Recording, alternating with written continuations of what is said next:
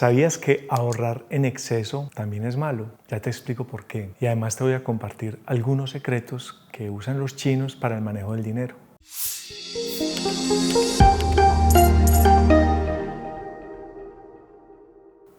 Antes de continuar, no olvides suscribirte al canal, darle like a este video y activar la campanita de notificaciones para que estés siempre actualizado con el nuevo contenido del canal. Está pasando un fenómeno que lleva ya años pasando, pero ahorita se nota mucho más, y es el fenómeno que está pasando en China. Y es que los chinos, por sus hábitos financieros, están acercando al país a la deflación. Yo sé que para muchos de nosotros la deflación es algo que nunca ha pasado por la vida, ni siquiera sabemos quizás qué significa.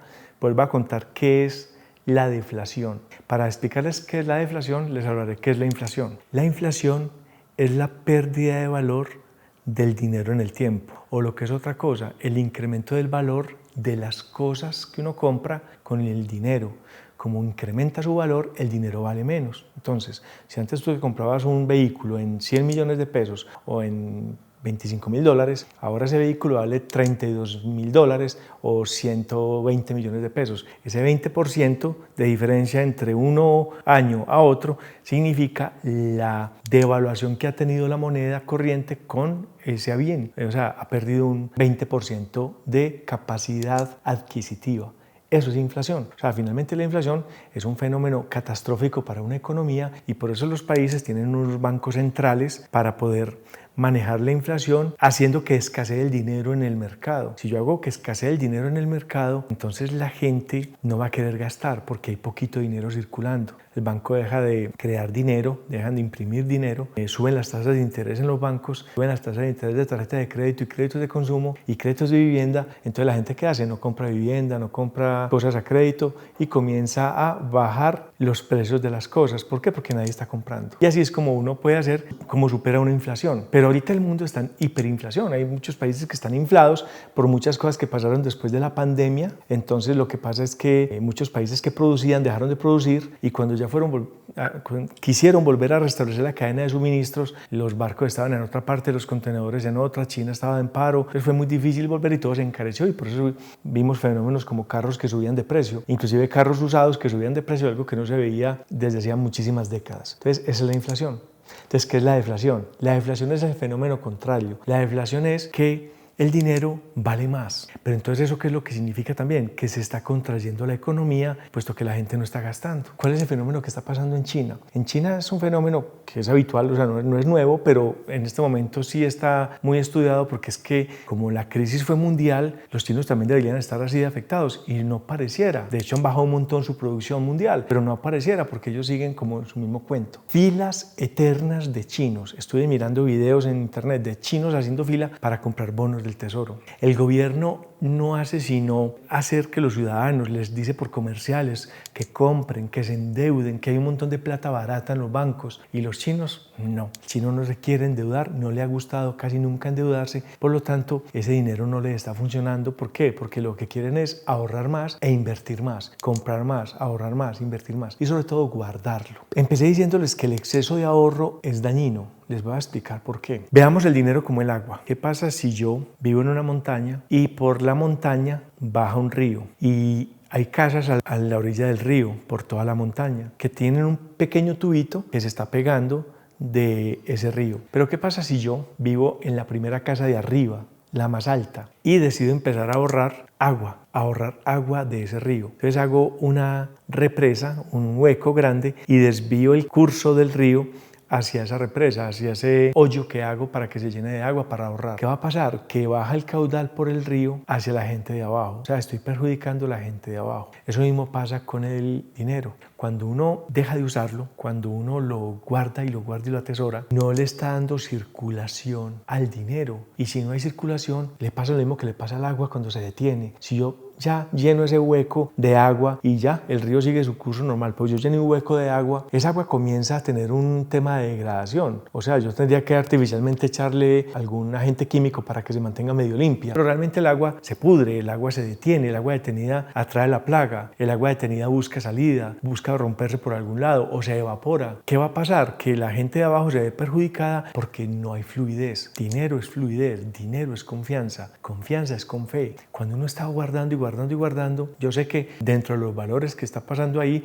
es que la gente quiere tener libertad, pero también cuando tú guardas y guardas y guardas a un nivel tan exagerado, también quiere decir que la gente tiene miedo. Entonces ahí hay que sopesar, ¿lo hacen porque quieren libertad financiera o porque tienen mucho miedo de gastar? ¿O qué es lo que está pasando que desconfían tanto de un sistema financiero? Y si eso es, entonces ya miren que lo que está de lejos es una emoción negativa, que es el miedo, y eso ya puede tener problemas. ¿Problemas como cuáles? Como lo que está pasando en China ahora, que es la deflación, la colocación de dinero por la banca que nadie usa porque a nadie le interesa, que la gente no quiere meter en deudas. También hace pensar una cosa, y es que la gente no quiere hacer nada en el largo plazo. La gente no tiene esa visión de largo plazo de lo que significa comprar una casa e irla pagando. Entonces lo que quieren simplemente es guardar y atesorar dinero. Porque ¿qué pasa si se guarda tanto el dinero? Empieza a escasear. ¿Y qué pasa si empieza a escasear? Empieza a subir de valor. Entonces, ¿qué pasa si sube de valor? Hay deflación. Lo que les digo es, entonces aquí el dinero gana interés en el tiempo, y un país no aguanta tanto esto porque un país también tiene que vivir de deuda. Y eso es lo que está pasando en China, un exceso de ahorro que finalmente parece que fuera como por miedo. Pero entonces, ¿ahora qué? Aprendamos un poquito de los chinos. A mí me gusta mucho estudiar los fenómenos que son exitosos, y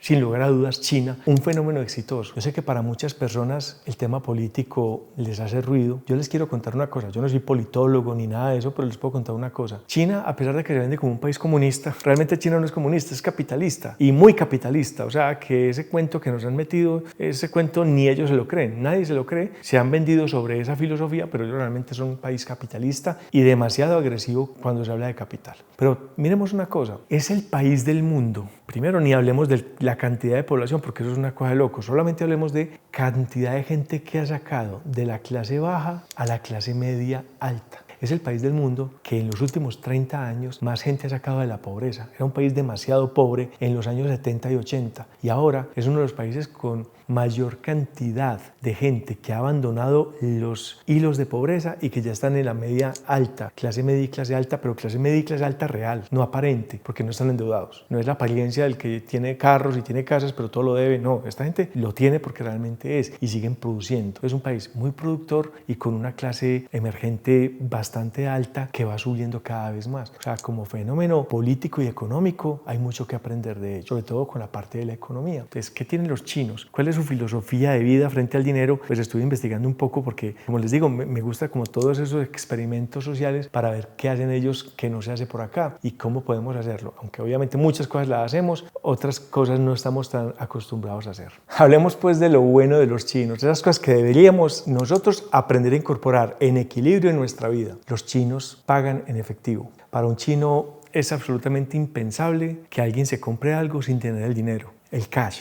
Entonces ellos pagan en efectivo. Yo sé que muchos dirán, pues que el efectivo ya tiende a desaparecer. Sí, en China ya no se ve un yuan por ningún lado. Cuando me refiero a efectivo es que tienen el dinero en el banco, tienen la cantidad que es y van, y si van a comprar un carro o una moto, tienen el dinero para pagarlo ya en efectivo totalmente. Esa es una de las cosas que tienen ellos y que muchas veces nosotros deberíamos aprender. Lo digo por el excesivo endeudamiento en el que andamos. Como pagan en efectivo, entonces de aquí podemos sacar como conclusión, no les gusta endeudarse. Para un chino, ahí se parecen mucho a los judíos. El chino dice, sos esclavo de quien te presta. Eres esclavo del banco que te presta, eres esclavo de la persona que te presta. Por lo tanto, ellos no son muy de deudas. Entonces procuran más bien ahorrar para hacer las cosas. Cuando uno hace las cuentas, por ejemplo, de cuánto te valdría, no sé, hace poco un amigo confesó en un video que había comprado una motocicleta con tarjeta de crédito del 100%. Una motocicleta con tarjeta de crédito. Cuando él hizo la cuenta, pues le daban las cuotas y eso no valía mucho la pena lo que iba a pagar de más. Pero cuando vio que eso tenía unos gastos de operatividad de la tarjeta, lo hizo por avances, todo ese asunto, se dio cuenta de que terminó pagando la moto un 60% más de lo que valía. Le hubiera alcanzado para 2 motos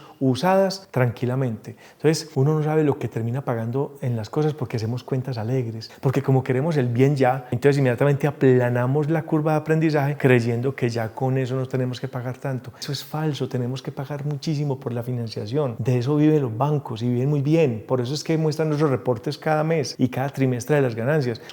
Es tu dinero que está yendo ahí. Al chino, como no le gusta endeudarse, entonces no le gusta pagar intereses a nada. A nada. Ellos inmediatamente cuando una casa y la tasa de interés es del 12% anual. Eso es el 1 mensual. Si ahorro tantos años, me compro la casa de contado. Fin. Además que tengan en cuenta una cosa. Cuando uno tiene el cash, algo cambia en la negociación. Si tú estás comprando un vehículo en un concesionario, es muy diferente cuando tú tienes que meter a un tercero en la negociación. O sea, está el vehículo aquí en la mitad, está aquí el concesionario, estás tú, pero tienes que meter ¿a qué? Tienes que meter a una financiera, a un banco o a una financiera para que te avale todo esto, y eso tiene un costo. Eso tiene un costo por muchos años mientras pagas esto. Cuando tú tienes el capital, tú no necesitas este tercero, tú estás concesionario y tú, y ya, y haces el negocio con el vendedor del concesionario. Pero cuando tú tienes el capital full, todo el capital, tú puedes empezar a negociar varias cosas. Por ejemplo, ¿qué hago yo? Me voy a fin de mes, cuando ellos tienen que cumplir unas metas, ahí se hacen matar. Le puedes negociar al concesionario mayor garantía, mayores visitas al taller gratis, porque están desesperados por resultados. Entonces uno, ¿qué hace?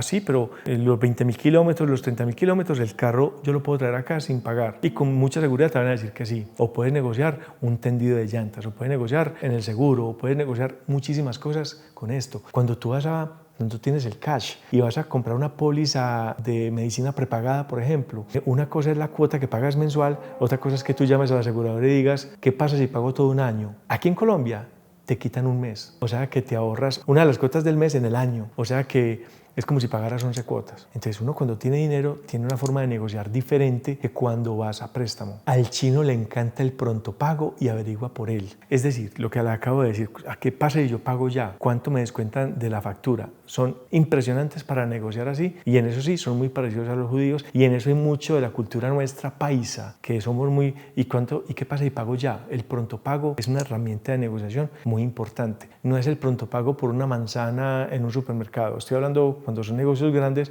uno puede liquidar por pronto pago algo y hay unos descuentos del 1, 2, 3%. Eso es mucho dinero al final en algo grande. Y otra cosa que ellos tienen es que compran consciente. Es decir, ellos no, a pesar de que son los papás de la tecnología, ellos no son tan tecnológicos. No es que mantengan el iPhone 15 y están esperando el 16. No se hacen matar. Obvio que hay chinos que sí. No podemos generalizar. Obvio que hay gente que sí, pero el común de la gente no se está matando por nueva tecnología. Yo creo que están cansados de verla salir de allá de las fauces de sus empresas. No están como nosotros pensamos en lo último. No es así como funciona, y eso hace que las compras que hagan las hacen de manera muy consciente. O sea que hay que aprender bastante de ello. El tema del endeudamiento, de tener el dinero suficiente para pagar lo que quiero, mi tren de vida, no vivir endeudado, empeñando mi futuro por tener algo en el presente, que eso es pura emocionalidad. El chino le baja eso, no pagar intereses de nada por nada del mundo, y todo lo negocian así, y ese poder de pagar ya, qué pasa y cuánto me descuentan por pronto pago, y hacer consciente muy bien lo que voy a hacer, saber y preguntarme siempre, ¿yo por qué quiero esto? Y te vas a dar cuenta de que después de unos cuantos porqués no lo necesitabas. Y eso es muy importante en nuestra vida si queremos libertad financiera. Si te gustó este material, compartilo con los grupos de WhatsApp, compartilo por redes sociales, compartilo con tus amigos. Si no te gustó, también compartilo, pero con tus enemigos, con la gente que te cae mal, pero compartilo siempre. No olvides suscribirte al canal, activar la campanita de notificaciones para que siempre estés actualizado con lo que vamos subiendo, y darle like a este video.